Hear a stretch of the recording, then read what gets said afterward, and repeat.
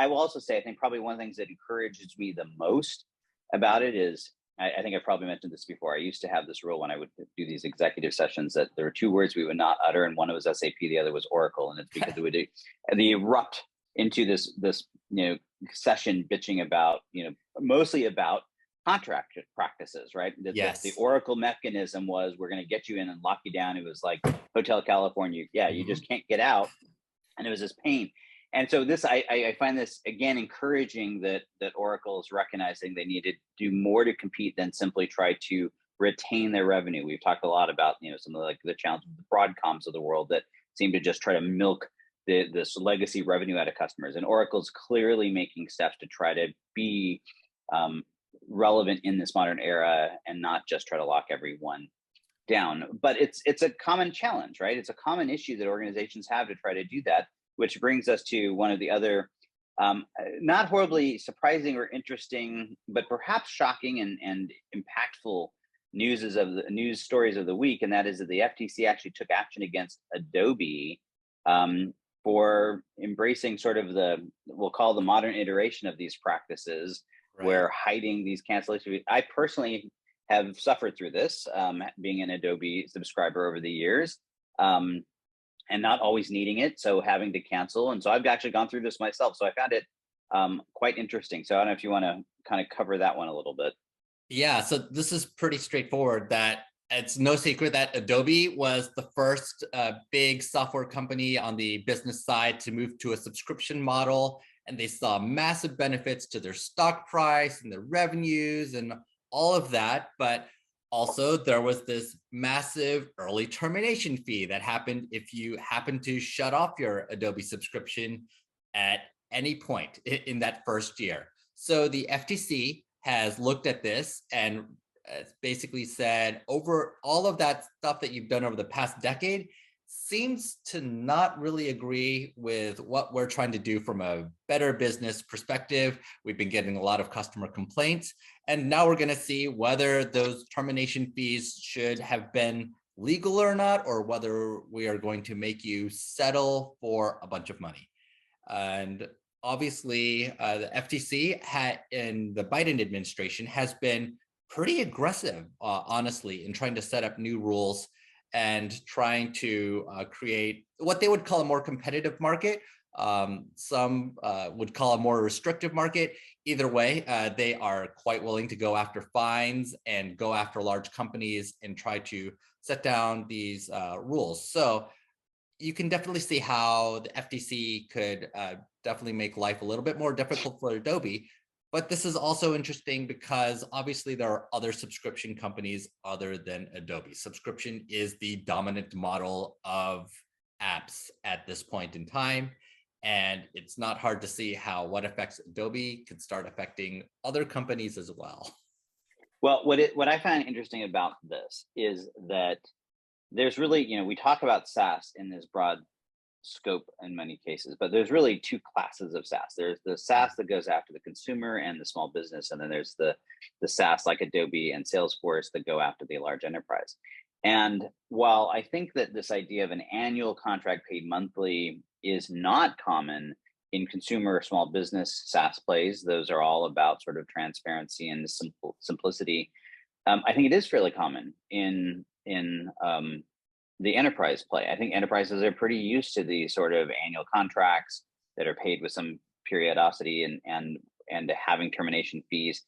And so I think where Adobe got themselves in trouble is Adobe is this interesting company that sort of plays across this huge spectrum. So, they have, I think the bulk of their revenue, even in the I forgot what they call it, the Creative Cloud, is that what they call it? Yeah. Creative Suite. Is mostly large enterprise and design teams. There's still a huge chunk, a long tail of these individual users or small independent designers or whatever. And I think that's probably where they got themselves in trouble, that they didn't sort of segregate those two. So it will be interesting to see how this plays out, and does this affect the likes of Salesforce and ServiceNow and others that may have maybe not the same, and they're going after them for the deceptive practices. And so that'll be the question, right? They're not specifically saying that a termination fee is a problem. What they're saying is hiding it is the problem. So it's going to be really interesting to see how this plays out and the downstream impact, if any, that it has. Yes. So, and of course, Adobe Photoshop has been a dominant application, really wiping out most of its competition. You can get some open source competitors to Photoshop, but they're honestly not as good.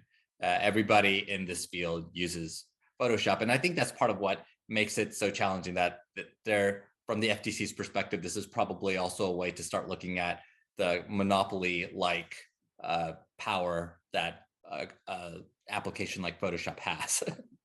Yeah, I do think though it's also important, and I do think this does extend to the enterprise. I was just I mean, part of what I was doing in Bangalore was working through an entire go-to-market strategy and talking Mhm. through all the various elements of that. And one of those elements is in fact pricing. And part of what we were thinking about, and I was talking about with them, was the fact that even in the enterprise, this idea, going all the way back to the cloud billing conversation, the every ounce of energy as a CIO or as an enterprise IT leader that I have to spend figuring out a bill or figuring out a contract or figuring out pricing and trying to anticipate what my costs are going to be is time I'm not spending on the things that are actually moving the business forward, that are actually driving innovation or driving transformation within the organization. And so I think we're going to be continually moving towards this era that those organizations that have very simple, very transparent pricing models with as few of the roadblocks getting out as possible are going to be the ones that win. And it's hard. If you're a software provider, that means it puts all of the pressure on you to continue delivering, right? The only reason a company like Adobe, and I find it ironic because Adobe, to your point, makes phenomenal product. I don't actually understand why they feel the need for this early termination contract, or clause. It's just like, if you're Mhm. delivering a good product, customers are going to stay. There's stickiness in so many other ways that make it difficult to displace a deeply entrenched product. So there's really very little reason to have that in there if you deliver a good product. And I think at the end, Adobe's going to look back at this and find it was a misguided approach to begin with. So I think we're in the beginning stages of this, where a lot of companies have extremely complex pricing models, and their bill of materials and their product scope is just incredibly complex and hard to get your head around. And I think we're going to see even large enterprise buyers continually gravitating towards those organizations that can deliver them simple pricing. We've talked a lot in the past about Zoho, and their Zoho One model is the epitome. I mean, they have their controls and caps and whatever, but fundamentally what it boils down to is the average user for the average company of any size is going to go, and I don't remember what the price for Zoho One is, but you pay a fixed price per user and it's all you can eat, and it's simple.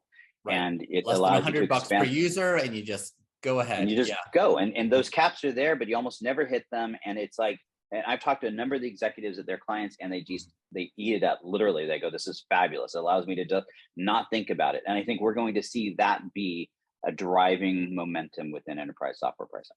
Yeah, I think about a company like Slack, of course, Salesforce company now, but how they've been proactive about basically charging you for exactly what you use. If you cancel in the middle of the month, they will just prorate your bill back to that middle of the month and just say, okay, you left. It is what it is. But your bill is extremely transparent. We're not going to bill you an extra 6 months for anything. Right.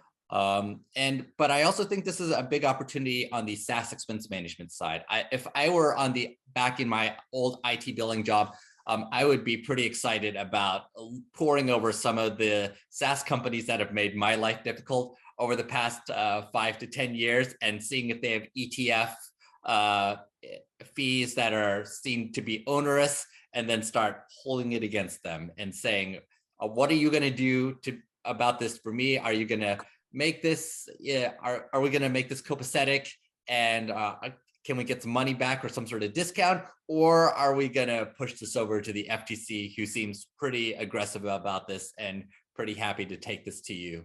I might talk to some of my friends in the enterprise IT space and see if we can get some attention to some of these other application companies that have also made our lives not so happy over the past few years, now that the FTC is going after Adobe.